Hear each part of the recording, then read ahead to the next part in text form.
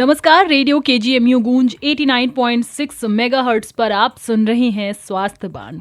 Smart और KGMU की ये पहल जिसमें हम जन मानस को जागरूक करते हैं उनके अच्छे स्वास्थ्य के लिए, उनका परिवार स्वस्थ रहे, वो स्वस्थ रहें, आसपास के लोग स्वस्थ रहें, यही हम कामना करते हैं। और इसी के लिए स्मार्ट और केजीएमयू ये लेकर आया है स्वास्थ्य बाण, जिसमें हम हर बुधवार को और रविवार को बात करते हैं आपके स्वास्थ्य को लेकर। और उसमें हम बात करते हैं टीबी और उसके उपचार के बारे में, जच्चा बच्चा के स्वास्थ्य और पोषण के बारे में, और साथ के साथ कोविड के उपयुक्त व्यवहार और टीकाकरण के बारे में। आज स्वास्थ्य बाण में हम बात करने वाले हैं कोविड के उपयुक्त व्यवहार और टीकाकरण के बारे में।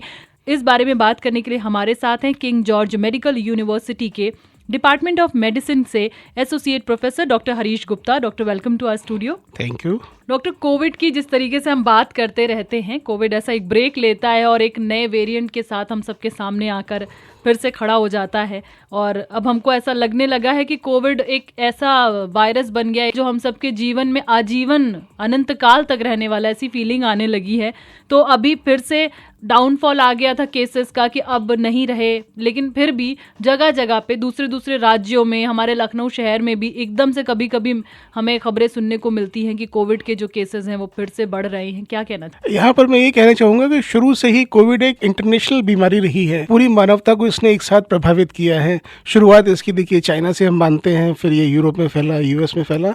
इस समय अभी थोड़े समय पहले मैंने सुना था कि नॉर्थ कोरिया में इसके केसेस हुए थे। चीन के कुछ शहरों में, शंघाई जैसे बड़े शहर में लॉकडाउन लगा था, लोगों को अनेक परेशानियां हुई थी। और इस समय इंटरनेशनल फ्लाइट्स, अंतर्राष्ट्रीय उड़ानें खुली हुई हैं, तो ये वायरस हवाई जहाज के द्वारा दुनिया के किसी भी कोने में कुछ ही घंटों में पहुंच सकता है। तो इसके लिए हमको स्टैंडर्ड प्रिकॉशंस, जो भी हमारी मानक सावधानियां हैं, उनको बनाए रहने की जरूरत है। अपने गार्ड्स को कम नहीं करना है, अपना सुरक्षा स्तर हमें ओढ़े रहना है, कोविड अप्रोप्रिएट बिहेवियर को हमें पीछे नहीं छोड़ना है। और जो लोग वैक्सीन के लिए एलिजिबल हैं, जिनको बूस्टर डोज नहीं लगी है, वो लोग अपनी बारी आने पर, अपना समय आने पर जरूर इसको लगाएं। इसी की वजह से हम जो थोड़ी सी स्टेबिलिटी आई है, जो हमारी स्टेबलाइजेशन में हम लोग ऑफिस खुले हुए हैं, बच्चे स्कूल जा रहे हैं, ऐसा होते रहना जरूरी है। आपने कोविड के एप्रोप्रिएट बिहेवियर की बात करी, तो हम फिर से लोगों को याद दिलाना चाहेंगे कि ऐसी कौन कौन सी चीज़ें, क्योंकि जब पहली और दूसरी वेव आई थी तब तो बहुत ही एक विशाल अजीब ही रूप उसने लिया था और बहुत ही जनमानस की ज़िंदगी को उन्होंने प्रभावित किया था उस वायरस ने। तो बहुत तरह के हम प्रोटोकॉल्स को फॉलो करते थे उसमें, कोविड के हर एक छोटी से छोटी चीज़ का ख्याल रखते थे। बाहर से आ रहे हैं तुरंत सैनिटाइजर इस्तेमाल कर रहे हैं, हर चीज़ को सैनिटाइज करते थे, हर एक चीज़ को लेकर घर के पर्दे, पूरा मतलब पोछा भी ऐसा लगता था सैनिटाइजर डाल के घर में लगाया जा रहा है। लेकिन अब धीरे धीरे उसके वायरस का जो प्रभाव कहीं ना कहीं वैक्सीनेशन की वजह से हम कहें कम हो रहा है, या वो वायरस ही थोड़ा वीक हो गया है, पर फिर भी अभी कुछ ऐसे बिहेवियर हैं कोविड के जो हमें फॉलो करने चाहिए। तो इस टाइम पे जो सिचुएशन है, तो कौन कौन सी चीजें लोगों को फॉलो करनी चाहिए? जो पहले की हमारी सावधानियां हैं उन्हीं को कंटिन्यू रखने की जरूरत है। हमें ये समझ लेना चाहिए कि निकट भविष्य में ये वायरस कहीं जाने वाला नहीं है, ये यहीं पर रहेगा, हम भी रहेंगे। और हम इन सावधानियों को अपनाकर इसके प्रकोप को, इसकी प्रचंडता को एक बहुत हद तक कम कर सकते हैं। जो भी सावधानियां शुरू से ही हम अपना रहे हैं, कि जो आपने बताया सैनिटाइज करने की, इसके साथ में जहां तक हो सके हमें अपनी मीटिंग्स को आउटडोर में रखना है। अगर इस गर्मी में खिड़की दरवाजे खोल कर रखने की एडवाइस भी हम देंगे। इसकी वजह से हो सकता है कि हमें कुछ दिक्कतें भी हों, लेकिन हमें जहां तक भी हो सके वेंटिलेशन को मेंटेन रखना है। बंद बिल्डिंग की बजाय जहां भी संभव हो ओपन स्पेस में मीटिंग करनी है। और जो भी प्रिकॉशंस हमने शुरू में अपनाए थे वो अपनाते रहना है। जब भी गाड़ी चलाएं तो अगर 4 व्हीलर में है तो उसकी खिड़कियां खोल कर रखें। जिस भी बिल्डिंग में है उसमें यथासंभव हो सके वेंटिलेशन चलाएं, पंखे ज्यादा प्रयोग करें, एसी कम प्रयोग करें। अच्छा डॉक्टर साहब, मास्क की अगर हम बात करें, जैसे कि हमारे शासन ने भी ये आदेश दिए हैं कि पब्लिक प्लेसेस, सार्वजनिक जगह जितनी भी हैं, वहां पर लोगों को अभी भी मास्क लगाकर ही जाना चाहिए। तो मास्क को लेकर लोगों के मन में बड़े सवाल होते हैं। मतलब कहा गया है कि मास्क लगाना है, लेकिन कोई भी सार्वजनिक जगहों पर अपने जेब में मास्क रख के घूमते हैं, फिर देखेंगे 4-5 लोगों को कि लगा रखा है कि नहीं लगा रखा है। अच्छा, जहाँ तो नहीं लगा रखा किसी ने, तो फिर वो लगाते ही नहीं है। तो ऐसे लोगों से आप क्या कहना चाहेंगे? ऐसे लोगों को हम ये कहना चाहेंगे कि आप 1 साल पहले का सोचिए। हमने ये सोच लिया था कि पहली वेव निकल गई है, अब हम लोग थोड़ा सा ढीले पड़ गए थे और तभी अपनी पूरी प्रचंडता के साथ दूसरी वेव आई। फिर तीसरी वेव बड़ी हल्की रही, लेकिन हमें ये याद रखना चाहिए कि अगर हम अपने स्तर पर सावधानी नहीं बरतेंगे तो बहुत सारे लोग ऐसे समय में परेशानी में पड़ सकते हैं जिन्हें नहीं पड़ना चाहिए, जिन्हें हम बचा सकते हैं। हम कम्युनिटी में रहते हैं, कम्युनिटी के लिए हमारी अपनी कुछ जिम्मेदारियां हैं। उन जिम्मेदारियों को समझते हुए हमें यथासंभव हो सके मास्क प्रयोग करना चाहिए। और दूसरी बात यह है कि आउटडोर्स स्पेसेस जो है वो रिलेटिवली सेफर हैं। अगर हम बाहर हैं, सड़क पर हैं, बगीचे में हैं, उद्यान में हैं, आउटडोर है, वहां पर नेचुरल वेंटिलेशन है, तो वहां पर तो इतनी ज्यादा जरूरत नहीं है मास्क की। लेकिन जब भी हम इंडोर में हैं, जैसे बच्चे अपनी क्लासेस में हैं, हम अपने ऑफिस में हैं या किसी सिनेमा हॉल में हैं जहाँ पे ढेर सारे लोग हमारे आसपास हैं, या हम सफ़र कर रहे हैं, हम किसी ट्रेन में हैं, एयरक्राफ्ट से सफ़र कर रहे हैं, तो वहाँ पर हमें मास्क को लगाए रहना जरूरी है, अपनी सेफ्टी के लिए भी और दूसरों की सेफ्टी के लिए भी। अच्छा, मास्क को लेकर डॉक्टर साहब लोगों के मन में बड़ी भ्रांतियां हैं। कुछ अभी भी सर्जिकल मास्क को कहो हफ्ते हफ्ते भर तक यूज करते रहे। ब्लू कलर का 5 रुपए का मास्क मिलता है, वो बाहर ले लेते हैं। जब भी कई बार हो जाता है कि आप मॉल में एंट्री नहीं कर सकते, आप मूवी थिएटर में एंट्री नहीं कर सकते विदाउट मास्क, तो वो लोग ले लेते हैं। फिर वही मास्क उनका ऐसा लगता है बस अब चल रहा है, इसी को चलाएंगे। या फिर क्लॉथ वाले मास्क होते हैं, उसको भी लोगों ने लगा लिया कि अब तो 24 घंटे तो कोई भी नहीं लगाता, हर थोड़ी देर के लिए कि हम थोड़ी देर के लिए बाहर गए, हमने मास्क लगाया, उसके बाद उसको वैसे ही रख देते हैं। तो मास्क को किस तरीके से इस्तेमाल करना चाहिए, जो रूरल एरियाज में लोग हैं वो अभी भी इस चीज को कहीं ना कहीं नहीं समझ पाए हैं। मास्क के बारे में कई सारी बातें हैं जो कि समय समय पे रिवाइज करते रहना जरूरी है, जिनको पुनर्स्मरण करते रहना चाहिए। इन जनरल क्लॉथ मास्क से सर्जिकल मास्क बेहतर है और सर्जिकल मास्क से N95 मास्क बेहतर है। क्लॉथ मास्क में भी अगर ज्यादा सुविधा, ज्यादा प्रोटेक्शन हम चाहते हैं तो डबल लेयर मास्क हम प्रयोग कर सकते हैं और उसको रोज धोते रहना जरूरी है। सर्जिकल मास्क को भी रोज धोना चाहिए। सर्जिकल मास्क के जो होल साइज है वो और छोटा होता है, तो उससे हमें बेटर प्रोटेक्शन मिलता है। दूसरी बात यह है कि सर्जिकल मास्क में ऊपर की तरफ एक हार्ड पोर्शन होता है जिसकी वजह से हमारी नाक सील हो जाती है। दूसरी बात ये ध्यान रखना जरूरी है कि जब भी मास्क पहने तो नाक और मुंह को पूरी तरह से सील रखना है। मुंह का मतलब ठोड़ी तक अगर रहेगा तभी प्रोटेक्शन मिलेगा। कई बार हमारे अस्पताल में ऐसे मरीज आ जाते हैं कि जो मास्क लगाए हैं और नाक के नीचे से लगाए हैं, तो इससे अच्छा कि भाई ना लगाइए। तो जब भी मास्क लगाइए तो सावधानी से लगाइए, जो भी दिशा निर्देश है उनका पालन करिए। और इन जनरल आउटडोर स्पेसेस चूंकि सेफर हैं तो वहां पर इतनी ज्यादा जरूरत नहीं है। लेकिन जब भी इंडोर स्पेस में हैं, जब भी आप किसी बिल्डिंग के अंदर हैं, अपने किसी ऐसी जगह पर हैं जहां पर ढेर सारे लोग आपके आसपास हैं, तो दोनों तरह के प्रोटेक्शन के लिए, मतलब इनवर्ड और आउटवर्ड, अपने प्रोटेक्शन के लिए और दूसरे के प्रोटेक्शन के लिए सावधानी से और दिशा निर्देशों का पालन करते हुए मास्क लगना जरूरी है। ये बिल्कुल सेफ तरीका है जिसकी वजह से हम अपनी सिविलाइजेशन को जिस तरह से जानते हैं, जिस तरह से समझते हैं, अपने रोजमर्रा के कार्य करते हैं, वो तभी हो पाएंगे जब वायरस नियंत्रण में रहेगा। अगर हम इन प्रिकॉशंस को ऑब्जर्व करना बंद कर देंगे, अगर वायरस नियंत्रण से बाहर चला गया तो फिर हमारे लिए अपनी सभ्यता को बचाना मुश्किल हो सकता है। बिल्कुल, डॉक्टर साहब ने ये बात सही करी। और अभी थोड़ी देर पहले डॉक्टर साहब ने ये भी बोला था कि जब पहली वेव आई थी, जब वो चली गई और सारी लॉकडाउन धीरे धीरे ओपन होने लगे, कुछ ऑफिसेस खुले, हॉल्स खुल गए, तब ये सीन हुआ था कि हमने धीरे धीरे प्रिकॉशंस को कम करना शुरू कर दिया था। हम उतने तरीके से मास्क नहीं लगाते थे तो उतनी सेफली नहीं लगाते थे, और फिर उसी का नतीजा था कि शायद सेकेंड वेव इतनी भयंकर रूप से आई थी। लेकिन सेकेंड वेव को देखने के बाद हम कहे कि हमें फिर से अकल आई, और फिर हमें लगा कि नहीं, इन प्रिकॉशंस को अभी भी हमें फॉलो करना है, कोविड कहीं नहीं गया।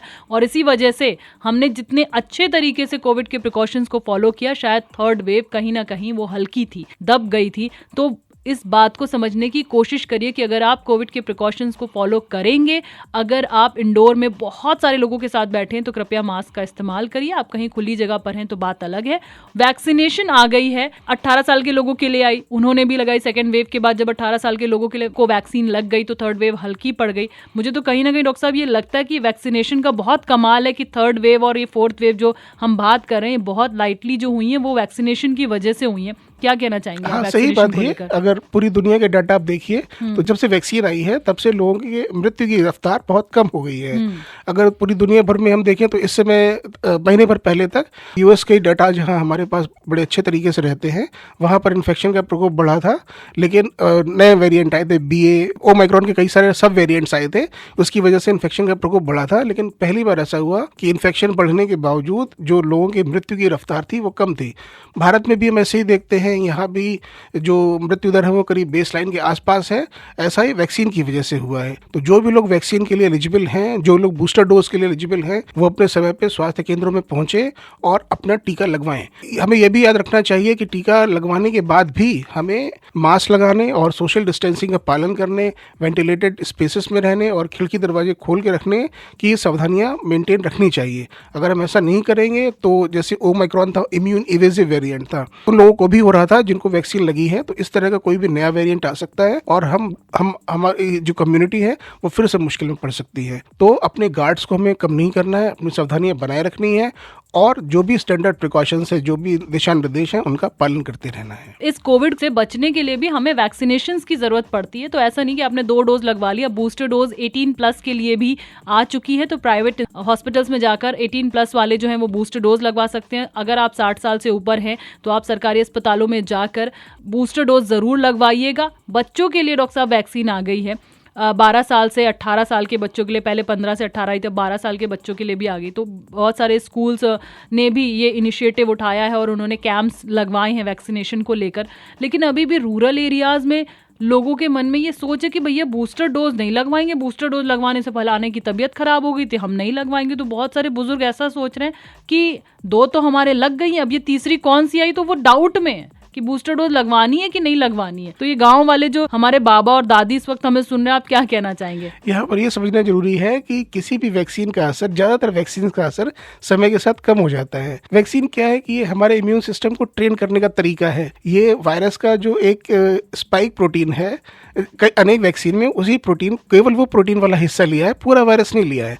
तो इससे किसी तरह का वायरस का खतरा होने का रिस्क बिल्कुल भी नहीं है। और ये जब हमारा इम्यून सिस्टम इस वायरस के एक हिस्से के लिए एक्सपोज होगा तो वो अपना जो भी इम्यून रिस्पॉन्स है, जो भी डिफेंसिव रिस्पॉन्स है, प्रतिरक्षा तंत्र है, उसको माउंट करेगा, उसको बढ़ाएगा, तो हमारा इम्यून सिस्टम ट्रेन हो जाएगा। फिर अगर किसी वायरस का इन्फेक्शन होता है, इस वायरस का इन्फेक्शन अगर आगे चल के होता है, तो चूंकि हमारा इम्यून सिस्टम पहले से ट्रेंड है, हमारा प्रतिरक्षा तंत्र पहले से ट्रेंड है, तो उसको इस इन्फेक्शन से लड़ने में मदद मिलेगी। तो समय के साथ साथ जो एंटीबॉडी का टाइटर है या दूसरे जो इम्यून रिस्पॉन्सेस हैं वो समय के साथ कम होने लगते हैं। इसको समय समय पर बूस्ट करते रहना जरूरी है, खासतौर से बुजुर्गों के लिए या जो लोग इस बीमारी से ज़्यादा खतरे में हैं, जो कि organ system, vital organ system अगर उनमें पहले से ठीक नहीं है, COPD के मरीज हैं या लिवर हार्ट की बीमारी है, गुर्दे के मरीज हैं, ओबेसिटी के मरीज हैं, जिनको पहले से इम्यूनोसप्रेसिव थेरेपी चल रही है, ऐसे लोग शुरू से ही इम्यून रिस्पांस माउंट नहीं कर पाते हैं।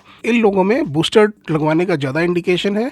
और दूसरे एडल्ट्स जो भी हैं 18 वर्ष के ऊपर के, इनको भी बूस्टर सरकारी गाइडलाइंस के अनुसार लगवाते रहना चाहिए। डॉक्टर साहब, अभी के हम इसकी बात करें अगर सिम्टम्स की, तो हर बार जो नया वेरिएंट आता है ना, नए तरह के सिम्टम्स के साथ आता है। अब हम तो मेडिकल से है नहीं, आम जनता, तो वो तो पुरानी जो चल रही है, अरे अच्छा पहले सर्दी जुकाम होता था, सर्दी जुकाम हुआ मतलब कोविड हो सकता है, टेस्ट करा लो।